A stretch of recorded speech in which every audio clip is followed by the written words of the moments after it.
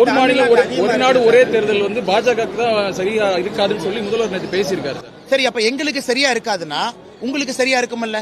அப்ப ஒரே நாடு ஒரே தேர்தலுக்கு முதலமைச்சர் ஆதரவு கொடுக்க வேண்டும் தானே?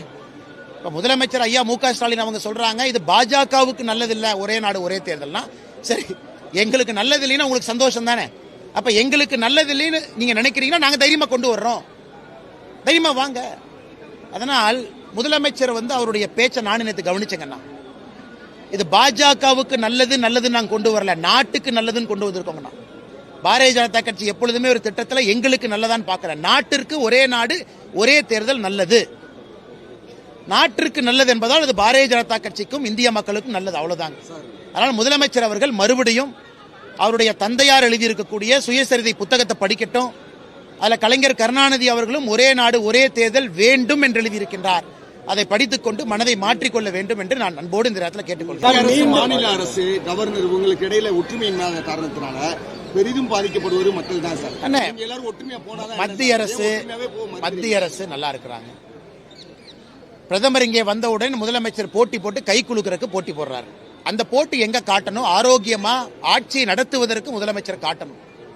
கவர்னர் மீது என்ன தவறு? ஒரு முன்னாள் திமுக அமைச்சர் கவர்னருடைய சட்டையை கிழிப்பேன், பேண்ட்டை கிழிப்பேன், ட்ரௌசரோட நடக்கூடுவேன்னு சொல்றாரு. முதலமைச்சர் நடவடிக்கை எடுத்தாரா? சத்தியப்பிரமாணம் பண்ணித்தான் சத்தியமூர்த்தி அமைச்சரானாரு. முதலமைச்சர் நடவடிக்கை எடுத்தாரான்னு?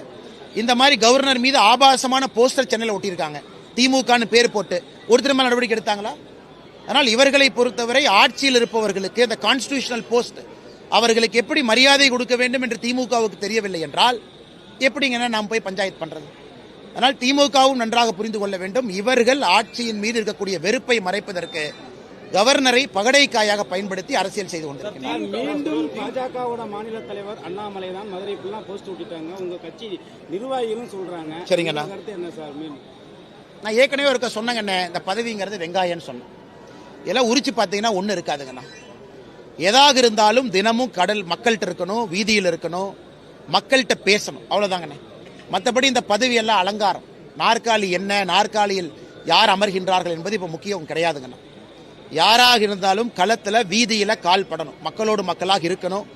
இன்னைக்கு அரசியல் அப்படிப்பட்ட ஒரு தலைவராக இருக்க வேண்டும் என்று நினைக்கின்றேன். பொறுப்புகளோ பதவிகளோ எப்பொழுதும் என்னை அடையாளப்படுத்தியது கிடையாது, வருகின்ற காலத்திலும் அது அடையாளப்படுத்த போவது